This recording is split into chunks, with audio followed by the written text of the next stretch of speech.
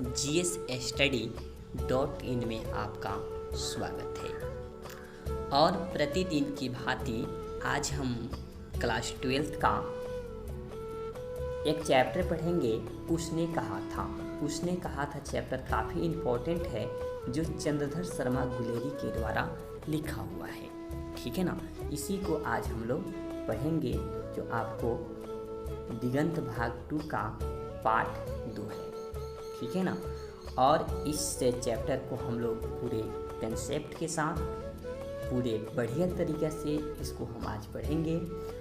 Chapter को शुरू करने के पहले जो भी लोग मेरे चैनल पे नए हैं, जो लोग मेरे चैनल को अभी तक सब्सक्राइब नहीं किए हैं, सो सब्सक्राइब करके बेल आइकन को प्रेस कर लें, क्योंकि जो भी वीडियोज अपलोड किए जाएंगे उसका नोटिफिकेशन आपको सबसे पहले मिल सके।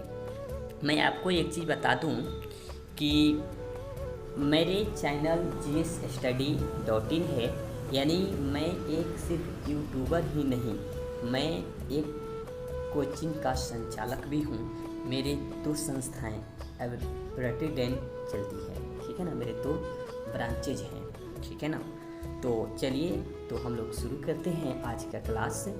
उसने कहा था, आपको इस चैप्टर को ही नाम से ही पता चल रहा है, उसने कहा था, यानी किसी ने कहा था, किसी ने मुझसे कहा था।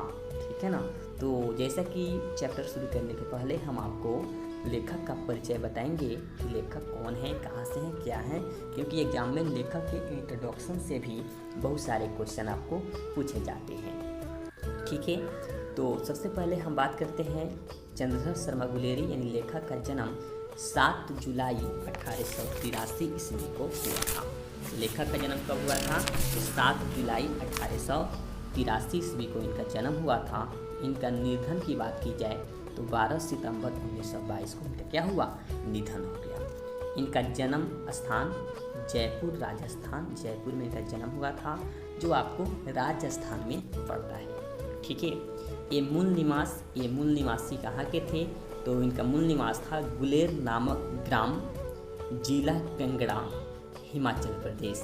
हिमाचल प्रदेश का एक जिला है कंगड़ा, उसी जिला का एक गांव है गुलेर इनके गांव का नाम था, इसलिए इनके नाम में गुलेरी लगा हुआ है, गुलेरी जी। ठीक है ना, अब हम बात करते हैं इनकी रचनाओं की कि इनकी रचनाएं कौन कौन हैं।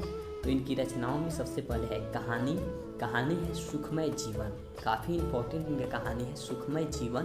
बुद्धू का कांटा, उसने कहा था, जिसको हम लोग आज पढ़ेंगे। इनका निबंध है कछुआ धर्म, मोरोसी मोही कुटराव, पुरानी हिंदी, वार्षिक डिंगल, और अंग्रेजी में भी इन्होंने कुछ रचनाएं की है।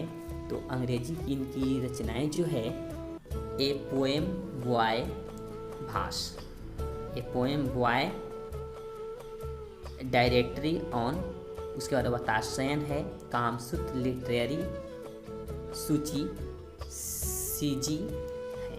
इनकी ये सब इंग्लिश में भी रचना इन्होंने की है। तो जो लेखक का बेसिक इंट्रोडक्शन था सो हम लोग तो कंप्लीट कर लिए। लेखक के बारे में जो जानकारी हमको चाहिए, विशेष जानकारी आपके बुक में दिया गया है, आप एक बार जरूर इनके बुक को पढ़ लीजिएगा। जो इम्पोर्टेंट है, जो एग्ज़ाम लेवल से जो महत्वपूर्ण चीज़ें हैं, सो हम लोग इसमें कंप्लीट किए हुए हैं। ठीक है, मैं आपको एक चीज़ बोलना चाहता हूँ कि आप मेरे वीडियोज़ को देखकर एक बार जरूर बुक को पढ़िए। अगर बुक पढ़ लिए हैं तो काफ़ी इम्पोर्टेंट, कोई बात नहीं है, आपको सारी चीज़ें कंप्लीट हो जाएंगी। ठीक है, तो उसने कहा था कहानी का सारांश, ये कहानी है। ठीक है ना, तो उसने कहा था, आपको नाम से ही पता चल रहा है कि उसने कहा था, यानी किसी ने किससे कहा था, किसी ने मुझसे कहा था। तो क्या कहा था, सो चलिए देखते हैं। उसने कहा था कहानी, तो उसने कहा था कहानी शीर्षक चंद्रधर शर्मा गुलेरी द्वारा लिखी गई एक अमर रचना है। देखिए, उसने कहा था कहानी शीर्षक के रचयिता लेखक चंद्रधर शर्मा गुलेरी हैं, जो एक अमर रचना है, यानी ये रचना अमर है। ये रचना कभी नहीं ख़त्म हो सकता, जब तक ये दुनिया है, सृष्टि है, तब तक इनकी रचना अमर है। जिसकी शुरुआत अमृतसर के भीड़ भरे बाजार से। हाँ दोस्तों, तो एक कहानी जो है चंद्रधर शर्मा गुलेरी द्वारा रचित ये अमर कृति है, अमर रचना है। और इस रचना की शुरुआत जो है, इस कहानी की शुरुआत अमृतसर की शहर से होता है, क्योंकि अमृतसर के शहर में एक 12 साल का ईसाई लड़का और एक 8 साल की ईसाई लड़की जो हैं अपने मामा के घर वहाँ पे रहती है। मैं एक चीज़ बता देना चाहता हूँ, उसने कहा था कहानी पे एक फिल्म की रचना की गई है, ठीक है ना। अगर आप ये फिल्म नहीं देखे होंगे तो जाकर देख लीजिएगा, क्योंकि मैं इस फिल्म को देख लिया हूँ। अगर आप इस फिल्म को देख लेते हैं तो इस कहानी को पढ़ने की कोई ज़रूरत नहीं है, इसी कहानी पर उस फिल्म की रचना की गई है, ठीक है ना। तो मतलब कि वो लड़की और वो लड़का अपने मामा के घर अमृतसर में रहता है। एक बेर की बात है, वो लड़का एक दुकान के पास जाता है, दुकान पे सामान लेने के लिए, ठीक है ना। तो लड़का बढ़िया लेने के लिए गया हुआ है और लड़की अपने मामा का केस धोने के लिए दही लेने गया है, ठीक है ना। उसके बाद क्या होता है कि दुकानदार किसी दूसरे ग्राहक को सामान देने में व्यस्त था। तब तक मतलब कि वो लड़का ने उस लड़की की ओर देख करके बोला क्या तुम्हारी कुड़माई हो गई है। तो लड़की ने मतलब कि जवाब तो नहीं दिया। लड़की मतलब धत कहकर कहाँ गई, भाग गई, ठीक है ना। फिर उसके बाद दूसरे दिन एक सब्जी वाले की दुकान पे वो लड़का और लड़की का क्या होता है, मिलन हो जाता है। फिर लड़का जो है अपने उसी भाव में उस लड़की की ओर खड़े होकर के बोला क्या तुम्हारी कुड़माई हो गई है। तब भी लड़की मतलब कि धत कहकर क्या हो जाती है, भाग जाती है, धत कहकर चली जाती है। लेकिन अंत में जब तीसरे दिन एक सब्जी वाले के दुकान पे उस लड़का और उस लड़की का मिलन होता है, ठीक है ना। तो सब्जी वाले की दुकान पे तो फिर धत कहकर चली जाती है। फिर जब दूध वाले के दुकान पे मिलते हैं, ठीक है ना, और लड़का वही प्रश्न उस लड़की से पूछता है क्या तुम्हारी कुड़माई हो गई है। तो उस दिन लड़की जो है गुस्से में थी और वो कहती है कि हाँ हमारी कुड़माई हो गई है, ठीक है ना। और उस वे के बाद लड़का का जो है कहता है कि कब हुआ, कैसे हुआ। तो वो जो है एक रेशमी शाल ओढ़ी हुई थी और वो कहती है कि देख नहीं रहे हो कि ये मैं एक साल जो है ओढ़ी हुई हूँ, मेरा कल ही क्या हुआ, कुड़माई हो गया, ठीक है ना। इस बात को सुनकर लड़का का मतलब कि दिल टूट गया और वो मतलब कि अपने घर चल दिया। और वो रास्ते में पागल की तरह मतलब कि गिरते फटते घर गया और रास्ते में एक पत्थर चलाता है तो कुत्ते को मतलब कि टकरा कर एक सब्जी वाले का ठेला गिर जाता है और वो नाली में गिर जाता है, जिसका सारा शरीर जो है, सारा बदन कीचड़ से भर जाता है, ठीक है ना। उसके बाद आगे क्या होता है दोस्तों, सो देखते हैं। सेकेंड पैराग्राफ में हम लोग इसको देखेंगे। सेकेंड पैराग्राफ है, इस घटना के बाद वह लड़का सेना में भर्ती हो गया। बहुत दिन के बाद जो है लड़का जो था सेना में भर्ती हो गया और अंग्रेज की ओर से फ्रांस में लड़ने जाता है। सेना में सूबेदार हजारा सिंह, जमींदार लहना सिंह, वजीरा सिंह, बोधा सिंह के बीच प्रेम और मस्ती की चर्चाएं चलती रहती है। यानी सब लोग वहाँ पे थे और सब लोग अपनी प्रेम की बचपन की बातों को याद करके वो लोग खुद को मतलब कि प्रेम की बात से वो लोग अपना दिल बहलाते थे, हंसते थे, बातचीत करते थे। बोधा सिंह बीमार होता है तथा लहना सिंह उसका पूरा ख्याल रखता है।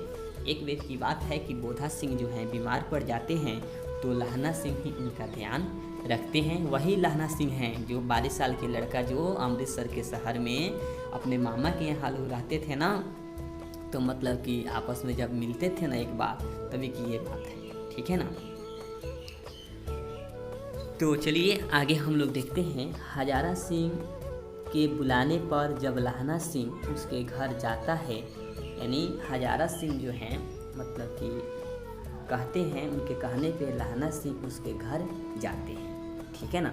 तो सूबेदार ने लहना सिंह को पहचान लेती है और उसे बुलाकर पूछती है। सूबेदारनी, ध्यान दीजिएगा दोस्तों, सूबेदार की पत्नी सूबेदारनी वही 8 साल की जो है लड़की है सूबेदारनी, जो लहना सिंह को पहचान लेती है और उसको बुलाकर कहती है कि जिस प्रकाश तुमने मेरी बचपन में मेरी रक्षा की थी वैसे ही तुम दोनों को बचाना। ये कहती है सुबेदारनी कि तुम जैसे मेरे बचपन में हमारी रक्षा की थी ना टंगे से, वैसे तुम मेरे पति और मेरे बेटे को बचाना, ठीक है ना। तो इसमें बहुत सारी रचनाएं हैं, ये लंबा कहानी है, ठीक है ना। तो ये कहानी काफ़ी लंबा ना हो इसलिए जो है मतलब कि हम लोग इसको 2 भागों में बांट करके पढ़ेंगे, ठीक है ना। तो पहला वाला भाग बता ही दिए कि इस कहानी की शुरुआत अमृतसर के शहर से होता है। अमृतसर में वो लड़का अपने मामा के यहाँ रहता है, ठीक है ना, और लड़की भी रहती है उसी शहर में। तो कैसे उनका भेंट होता है, क्या होता है, सो आपको बता दिए। यहाँ पे गोधा सिंह, लहना सिंह, हजारा सिंह सारी चीज़ें कंप्लीट किया गया। चलिए, अतः लहना सिंह को युद्ध में मृत्यु हो जाती है। इस प्रकार इस कहानी त्याग, प्रेम, देशभक्ति इत्यादि भावनाएं प्रकट करती है। यानी ये कहानी जो है जो एक त्याग, प्रेम और देशभक्ति की भावनाओं को प्रकट करती है, ठीक है ना। तो एक चीज़ मैं बता देना चाहता हूँ दोस्तों कि ये लहना सिंह का जो चैप्टर है सो आधा से ज़्यादा हम लोग कर चुके हैं और इसका हम एक और वीडियो लेकर आपको उपस्थित होंगे। एक और भाग में हम इसको आपको बताएंगे। फिलहाल आज के लिए इतना ही। चलिए, जो भी लोग मेरे चैनल पे नए हैं सो सब्सक्राइब कर लीजिए और बेल आइकन को प्रेस कर लीजिएगा, ठीक है। तो मैं उम्मीद करता हूँ कि आज का क्लास आपको काफ़ी इम्पोर्टेंट लगा। मिलते हैं दूसरे वीडियो में। थैंक्स फॉर वॉचिंग दोस्तों।